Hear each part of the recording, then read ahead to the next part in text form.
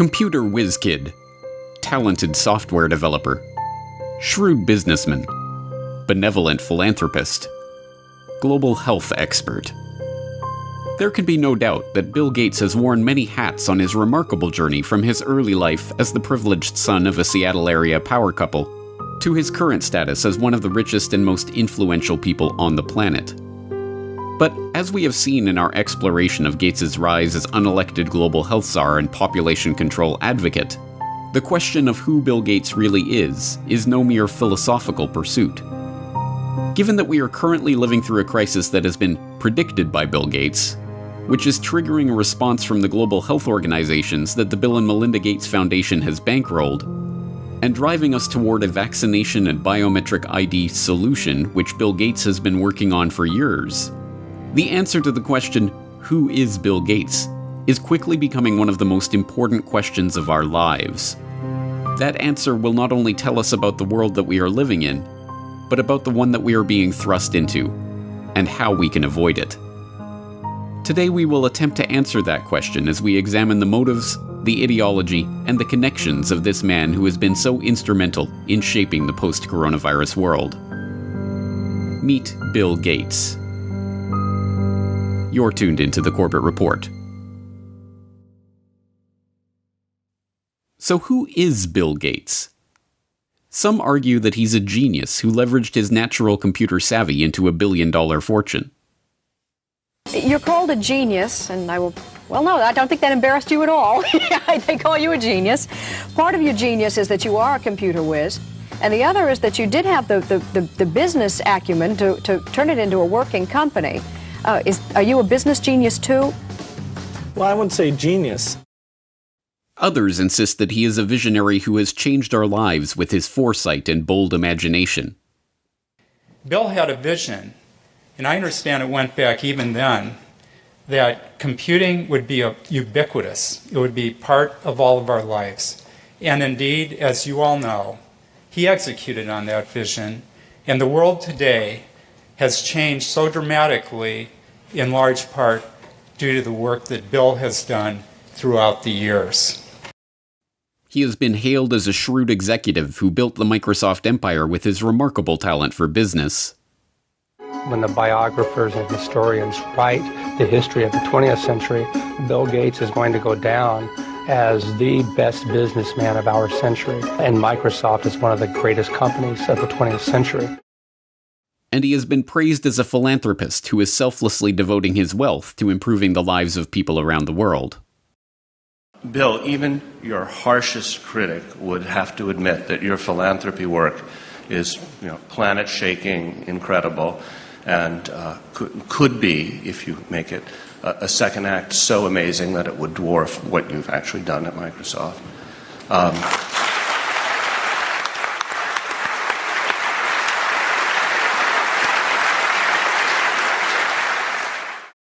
But, like anyone of his status, he has his detractors. In the 1990s, he was often portrayed as the greedy head of the evil Microsoft monopoly. Bill Gates isn't content with his Windows system running just a few PCs. He wants it to run the world, spreading like a computer virus into our faxes, our phones, our TV sets, and yes, even our toasters. But in the age of the coronavirus crisis, he is most often treated like some sort of epidemiologist or leading health researcher. Back here with us once again to talk about this, as well as testing, treatments, and more, Bill Gates, co-chair of the Bill and Melinda Gates Foundation. Bill, thanks so much for being back with us. It's been a little over a month since you were here, and at that time, you said the U.S. had not hit its peak. So at this point, do you think we have peaked, and where do you think we are right now in kind of the arc of the pandemic? But in truth, none of these perspectives are accurate. Microsoft's big break famously came from a deal to provide software for IBM as they moved into the personal computer market. But the deal was not the result of Gates' technical genius or amazing business acumen. As has been quietly admitted by IBM executives in the years since, Microsoft was given their shot at the chance to work with Big Blue as a result of Gates' mother's relationship with IBM CEO John Opel. You remember your partnership of IBM and Bill Gates. How did it break up? I do remember very well, actually. Bill Gates, at the beginning of our relationship with him, was living on pizza and Pepsi-Cola in Albuquerque, New Mexico.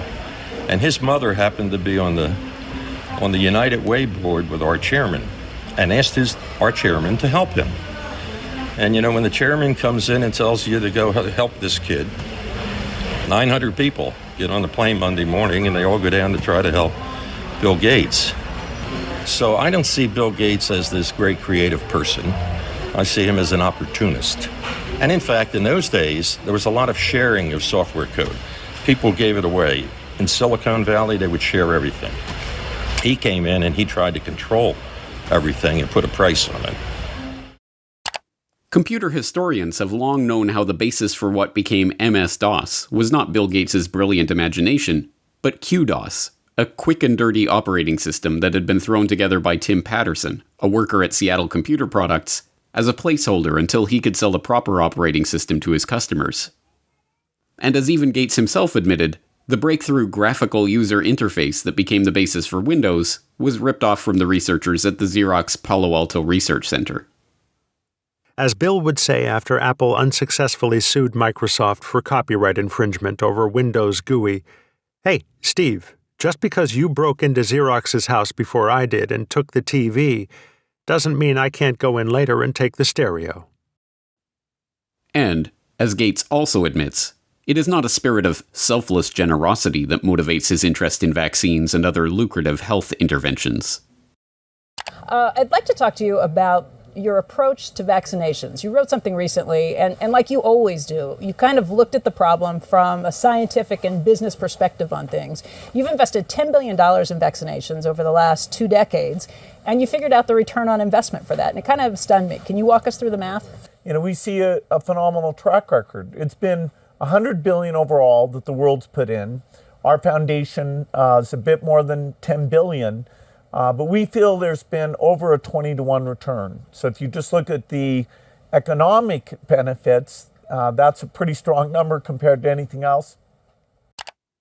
As we have seen, Gates' philanthropic investment scheme has paid off well, with his $50 billion net worth having ballooned to over $100 billion after his decade of altruism in the vaccine market. As critics of his foundation have repeatedly pointed out, the 9 million people who die every year of hunger would be best served by securing food supplies, running water, and other basic necessities, not costly medical interventions for rare diseases. But there is no return on investment to be made from that kind of charity. No, this is not about charity. It is about control. The population control grid that Gates has been quietly funding into existence for the past decade, a biometric identification system tied to a digital payments infrastructure that will be used to track, catalog, and control every movement, every transaction, and every interaction of every citizen, is just now coming into view. But the real question is, why is he doing this? What drives a man like Bill Gates, a man rich beyond the wildest dreams of avarice, to spend his time and invest his fortune in schemes to control the population? To find the answer to that question, we have to examine Gates' family background.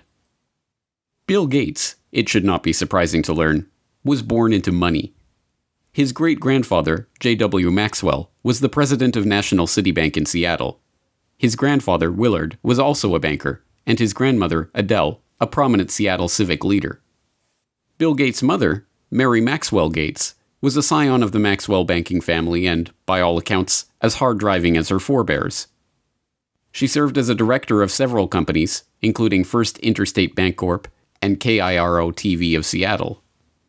She served as a regent at the University of Washington, and she was appointed to the board of the United Way of America, where, as we have seen, she persuaded IBM CEO John Opel to help her son in his fledgling software development career. Bill's father, William H. Gates Sr., was a prominent Seattle area lawyer. He co-founded a powerful law and lobbying firm, helped Howard Schultz in his bid to buy Starbucks, served on the boards of numerous companies and organizations, and, along the way, had a profound influence on his son's life and career. My dad was large presence, both physically and in terms of his wisdom. He worked very hard, so he'd leave in the mornings, often before we had breakfast, and get home in time for dinner. I always looked up to my dad in terms of how hard he worked. At the dinner table, my dad would go through various lawsuits and expect us to follow along. He had high expectations.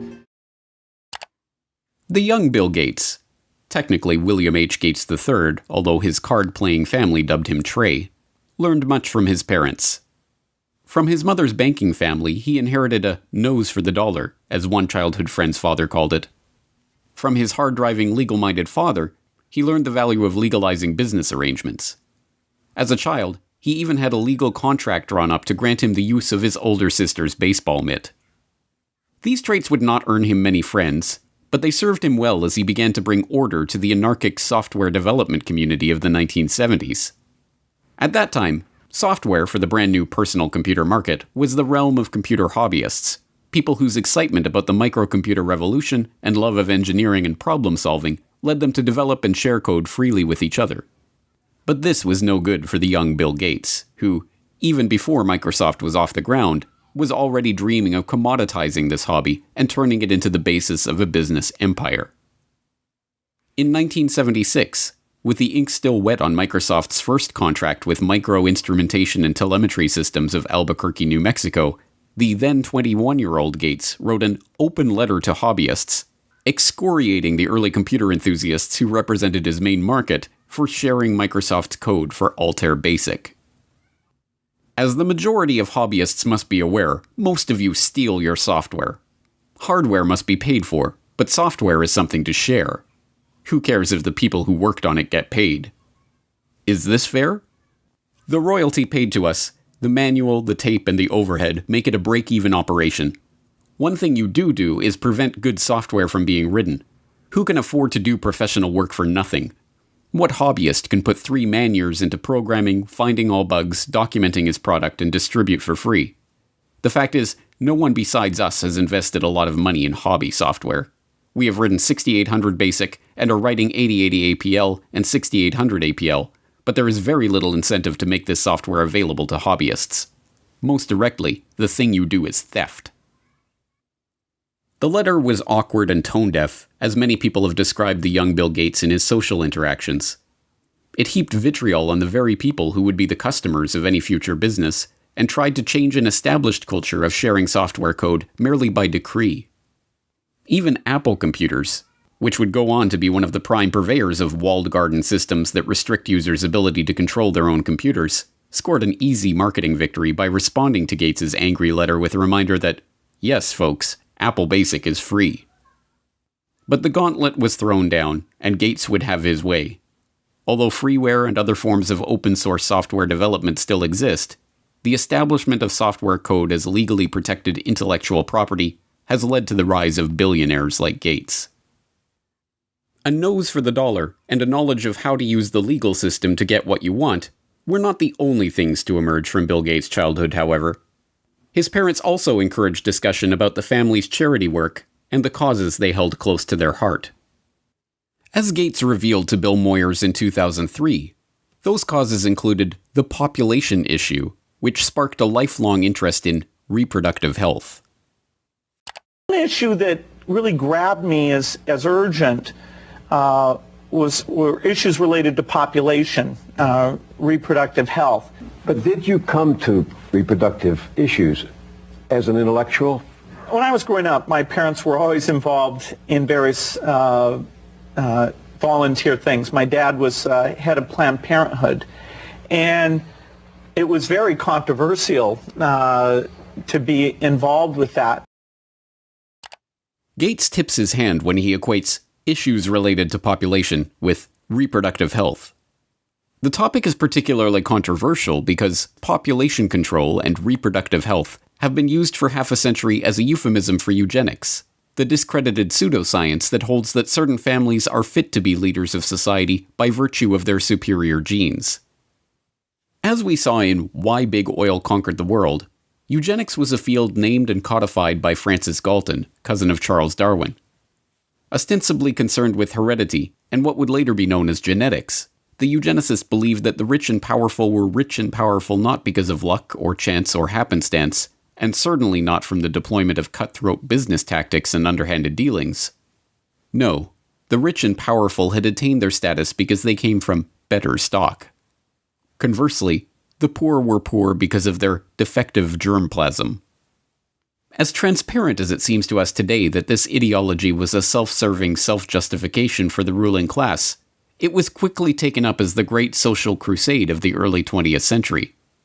From Teddy Roosevelt to H.G. Wells to Julian Huxley to Winston Churchill, there was widespread support for the eugenicist notion that society must strive to make sure that the rich and well-born breed as much as possible, and the poor, infirm, and feeble-minded be prevented from having children. A common eugenicist argument was that the scarce resources of society should not be used to support the lower classes, as that only encouraged more of their kind. Instead, life-saving medical care and intervention should be rationed so that those resources can be best put to use elsewhere. So-called negative eugenicists even took things further, with some, like famed playwright George Bernard Shaw, calling for people to be called before a state-appointed board to justify their existence or be put to death. But there are an extraordinary number of people whom I want to kill. Not in any unkind or personal spirit, but it must be evident to all of you, you must all know half a dozen people at least, who are no use in this world, who are more trouble than they are worth. And I think it would be a good thing to make everybody come before a properly appointed board, just as he might come before the income tax commissioners, and say every 5 years or every 7 years, just put him there and say, "Sir or Madam, now will you be kind enough to justify your existence?" But in the post-World War II era, as the name of eugenics became tarred by association with the Nazi atrocities, the talk of death panels and other harsh eugenicist notions was dropped from public conversation. Now, the quest to reduce the size of the poor population was spoken of as population control and reproductive health. Still, occasionally, these old negative eugenics ideas are revisited in moments of candor.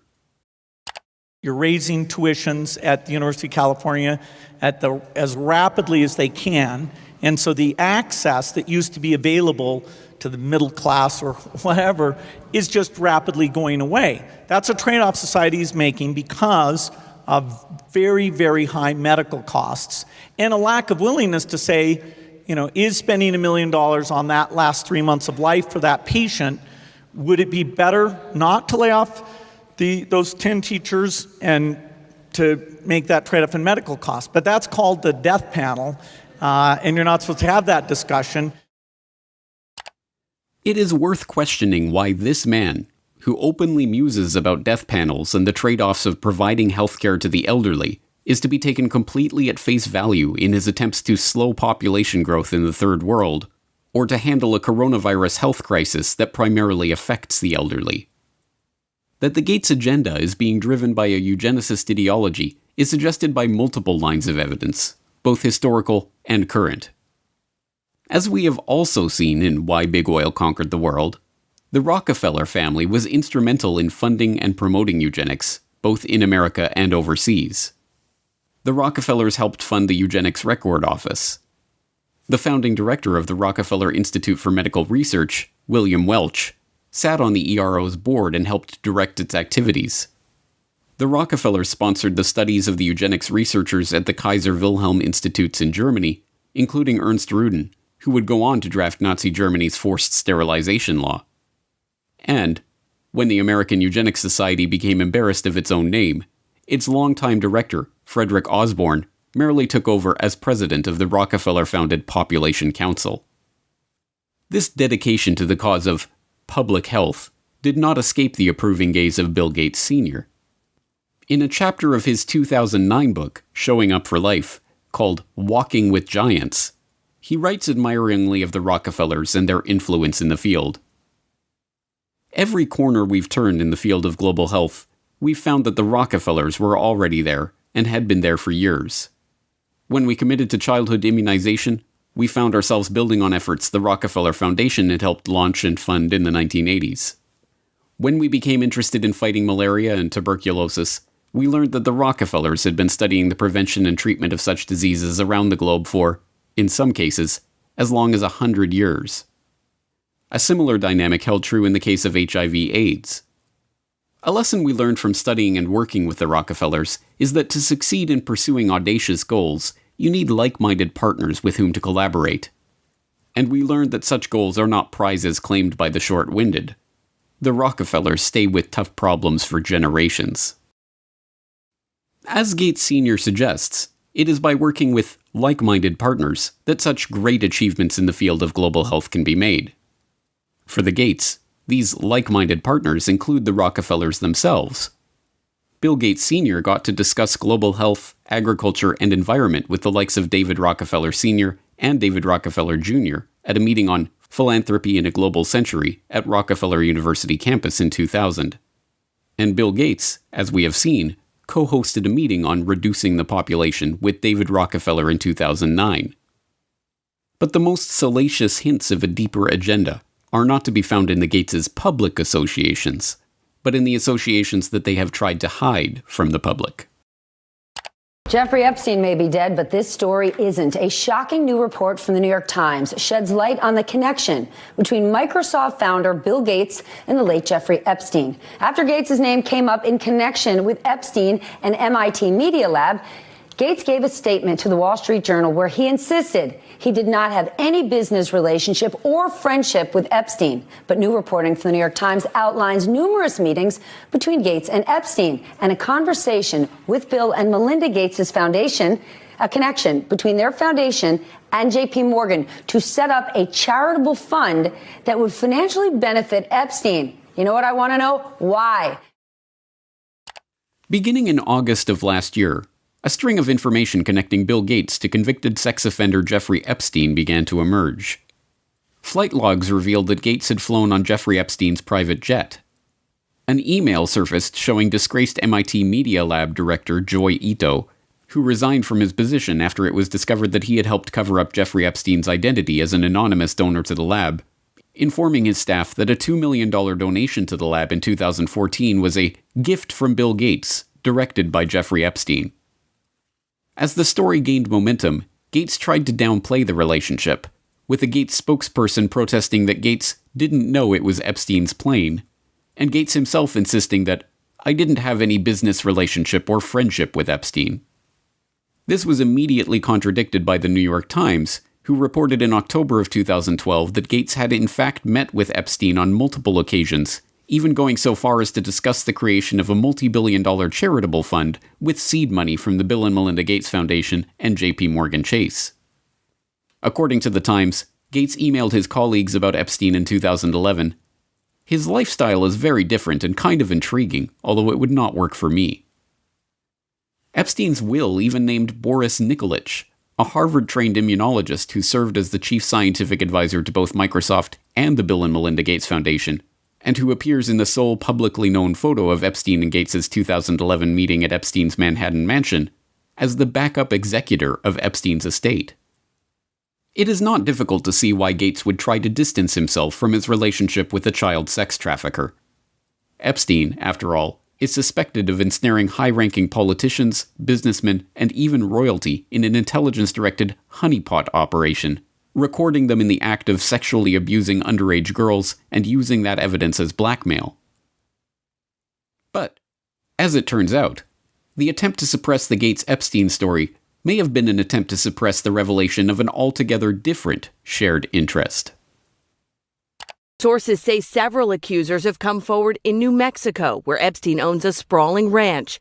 According to a new report published in the New York Times, not verified by NBC News, Epstein wanted to use the ranch for controlled breeding, using his DNA to improve humanity. Citing 2 award-winning scientists and an advisor to large companies and wealthy individuals, the article reports Epstein surrounded himself with leading scientists and would tell them he wanted to have 20 women impregnated at a time on the ranch.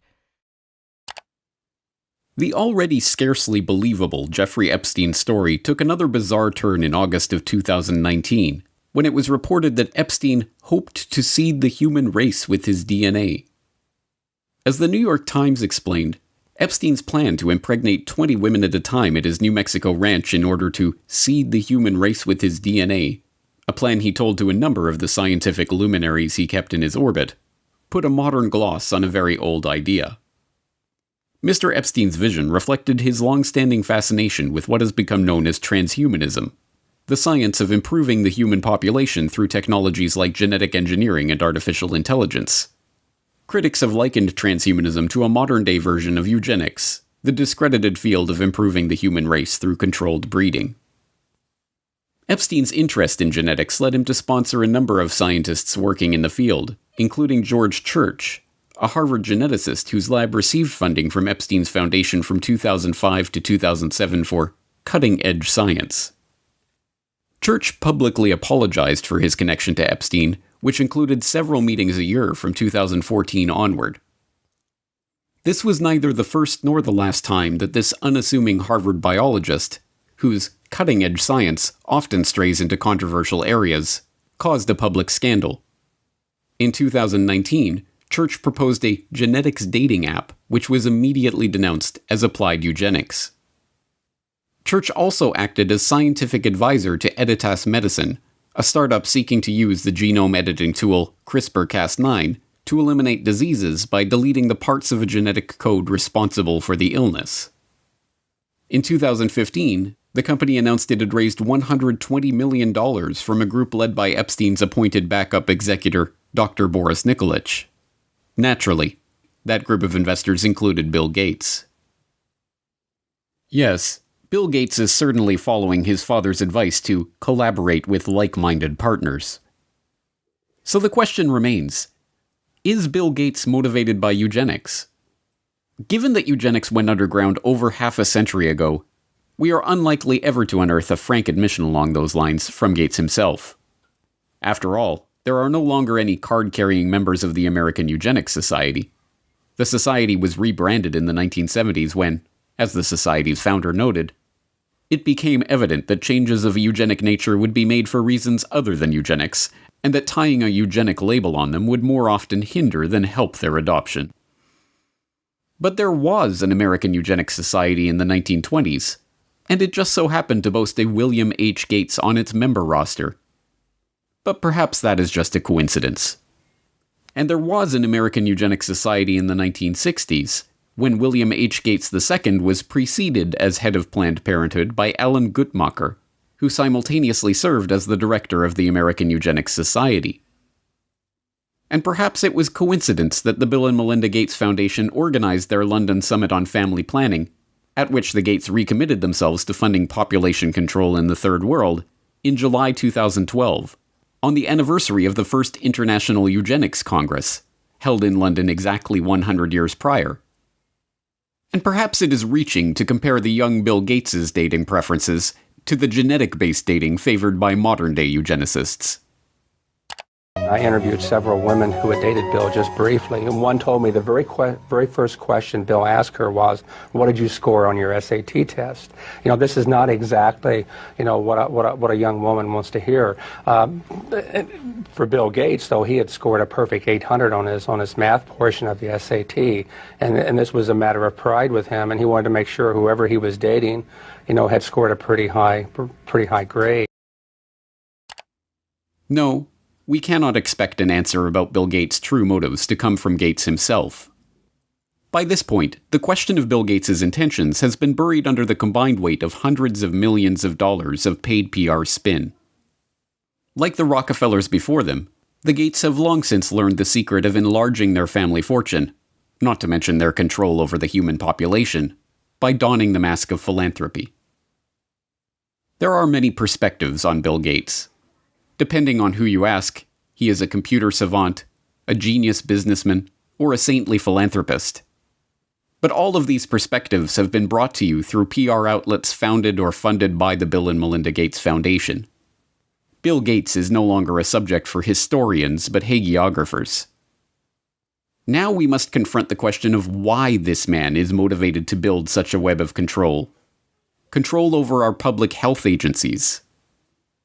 And for all 193 member states, You must make vaccines a high priority in your health systems to ensure that all your children have access to existing vaccines now and to the new vaccines that have recently become available. Control over our identities. And the lack of an ID system is a problem, not just for the payment system, but also for voting and health and education and taxation. And so it's a wonderful thing to go in and create a broad identification system. Control over our transactions. Once financial flows go underground, where you have lots of legitimate transactions mixed in with the ones you want to track, and once they're going over a digital system that the U.S. has no connection to, it's far more difficult to find the transactions that you want to be aware of or that you want to block. And even control over our bodies.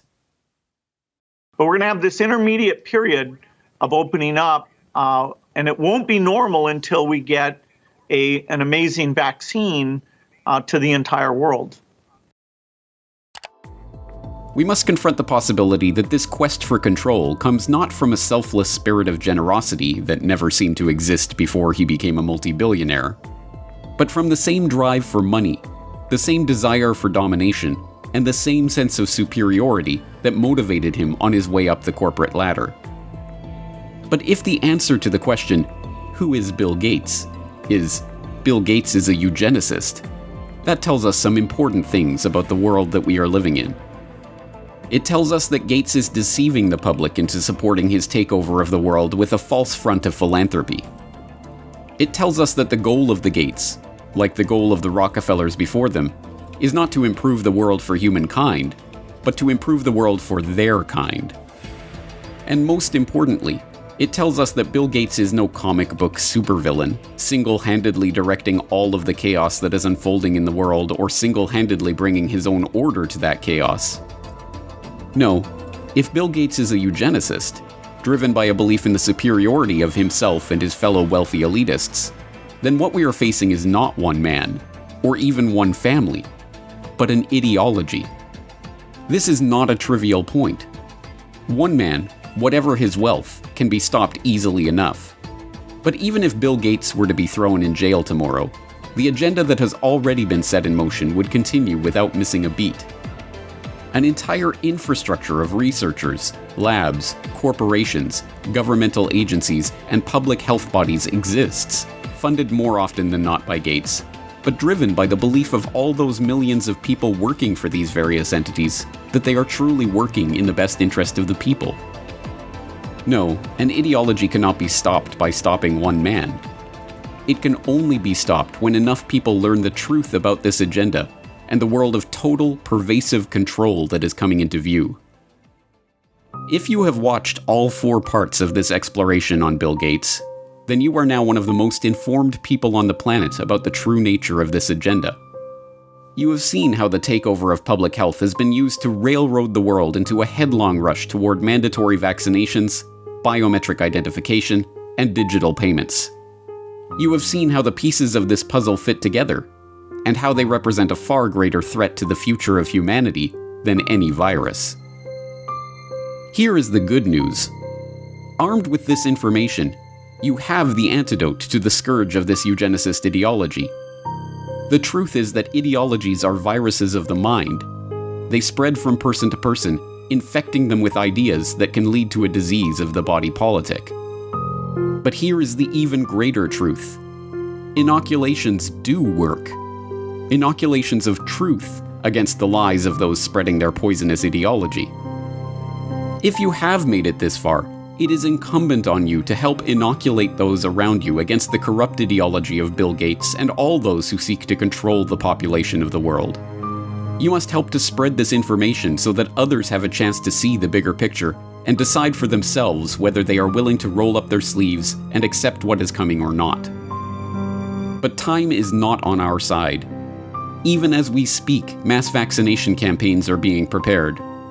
We are already building our plans to vaccinate the whole city of Chicago and working with others across the region on a major plan for this. We've bought syringes, we've bought cold boxes, we've planned out locations.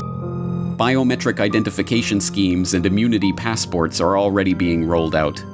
And so while we started with travel at our core, we're a biometric secure identity platform where it's always been about attaching your identity to your boarding pass at the airport, or your ticket to get into a sports stadium, or your credit card to buy a beer. And so now with the launch of Clear Health Pass, it's about attaching your identity to your COVID-related health insights for employers, for employees, for customers. Programs for tracking, tracing, and surveilling the entire population are already being beta tested. Today, we are launching another useful tool that can supplement the critical detective work we are conducting in public health. Alberta Trace Together is a voluntary, secure, mobile contact tracing application to help prevent the spread of COVID-19.